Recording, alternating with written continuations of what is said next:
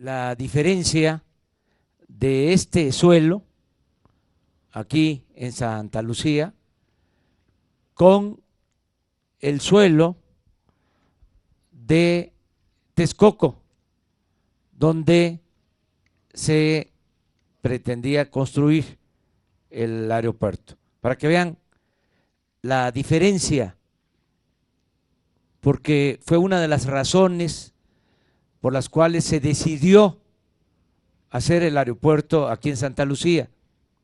Allá es un lago y el suelo firme no está a 4 metros, está a 26 y a 30 metros.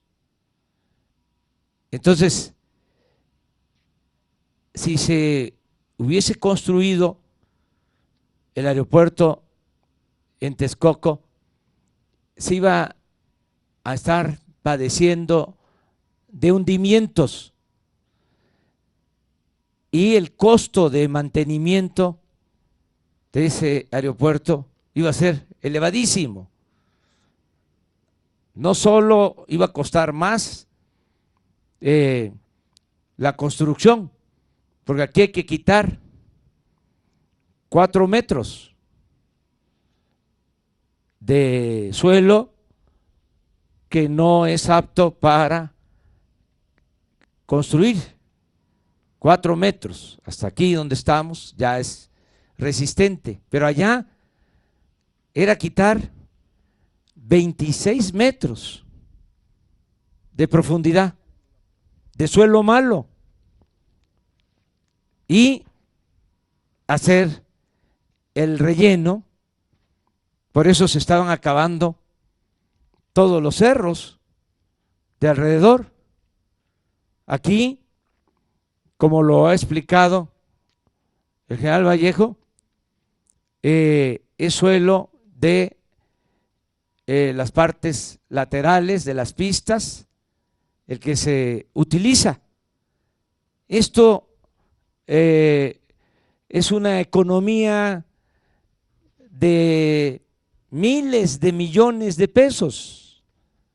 Ahora los venía explicando el general, pero a mí me gustaría que él ahondara sobre este tema, la calidad del suelo entre aquel proyecto fallido y este nuevo proyecto, y también cuánto significa en ahorro por manejo de material.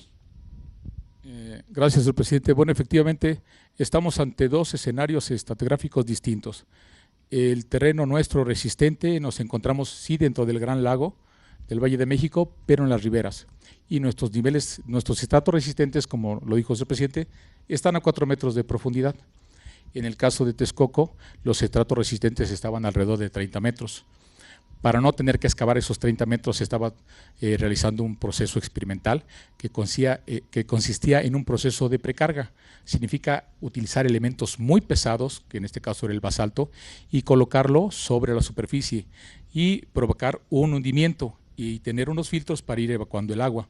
Lo que se logró es que había hundimientos de alrededor de 2 metros en adelante, y tenían que esperar a que esos asentamientos, esos hundimientos dejaran de ser muy representativos, para que una vez hundido todo ese material, retiraran toda la capa de material pesado, la pusieran a un lado y trajeran material limpio de banco para hacer las pistas. Evidentemente se encontraban a la mitad del proceso y era un proceso muy costoso, y que además iba a dilatar mucho tiempo. Pero efectivamente ese proceso experimental, la instrumentación estaba señalando que al final de cuentas iban a continuar los asentamientos diferenciales, porque el terreno es peor que esos 30 metros de profundidad todavía tienen características físicas y mecánicas peores que el que tenemos nosotros. Entonces, ¿qué iba a pasar? Efectivamente iban a continuar los hundimientos. Por eso esas pistas iban a ser en concreto flexible, en carpeta asfáltica, y cada 2 o 3 años requerían de un proceso de mantenimiento, que es reencarpetar y reencarpetar y reencarpetar, y darle mantenimiento mayor también a la terminal y a las demás instalaciones de infraestructura aeroportuaria, porque ese terreno es muy inestable y es difícil cimentar hasta esa capa hasta la capa dura. Entonces eso nos hace 2 escenarios muy distintos.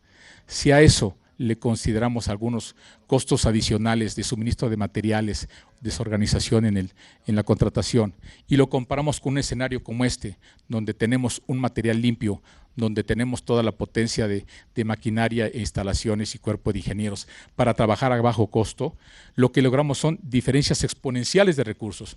Allá en una lámina arriba van a ver cuánto costaba hacer una sola pista.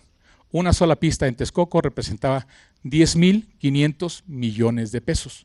Una sola pista terminada en carpeta asfáltica, con sus rodajes, pero sin señalización y sin iluminación.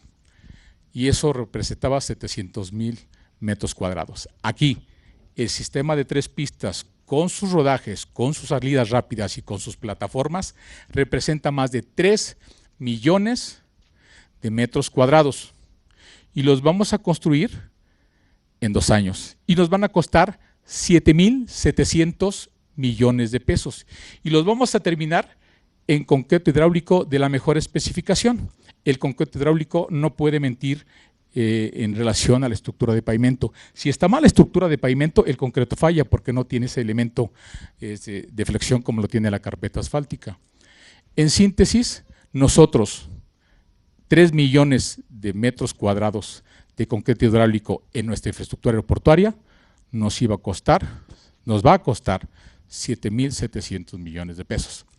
Una sola pista, todas las pistas 2, 3 y 6 del aeropuerto de Texcoco representaban 32,000 millones de pesos.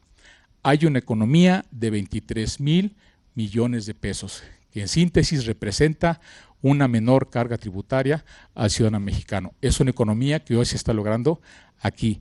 En estos momentos nosotros estimamos ya ahorita economías de 2,000 millones de pesos, porque ese material limpio de banco que ven ustedes aquí está siendo tomado de bancos de préstamo laterales del nivel -4 al -8. Lo traemos y lo ponemos de este lado y por medios mecánicos logramos su compactación al 98% de su peso volumétrico seco, que son las características de Terraplén. Esto ya está certificado por ADPI, por la Agencia Federal de Investigación de Aviación y por todos los elementos que participan con nosotros. De esta manera trabajamos continuamente suministrando el material del banco de préstamo lateral, donde no se pueden construir instalaciones por el uso aeroportuario, y el producto de excavación lo ponemos ahí. Esto genera economías de escala y los invitamos arriba para que vean a detalle lo que representa eso en tecnología y en recursos. ¿Podemos subir por aquí? Bueno, felicitar al general Vallejo, a todos los ingenieros militares que están a cargo de esta obra estratégica, importante para nuestro pueblo y nuestra nación. Es realmente admirable lo que se ha hecho en poco tiempo, la forma en que se está avanzando en la construcción de este nuevo aeropuerto, que como aquí se ha dicho, es el aeropuerto más grande que se esté construyendo en el continente americano. Y se va a cumplir en tiempo, forma y presupuesto. Vamos a ahorrar con este aeropuerto alrededor de 100,000 millones de pesos si se compara con el proyecto de construcción del aeropuerto en el lago de Texcoco. Repito, se va a ahorrar a la hacienda pública, al presupuesto, que es dinero del pueblo, alrededor de 100,000 millones de pesos. Pero además no se va a cerrar el aeropuerto actual de la Ciudad de México y este aeropuerto militar de Santa Lucía, como estaba contemplado en el proyecto de Texcoco, que por la forma en que habían trazado las pistas y por interferencia aérea, se tenían que cerrar 2 aeropuertos. Por eso celebro el que se haya tomado la decisión de construir este aeropuerto Felipe Ángeles en la base militar de Santa Lucía. Hubieron algunos problemas, no muchos, por cierto. Sí se interpusieron amparos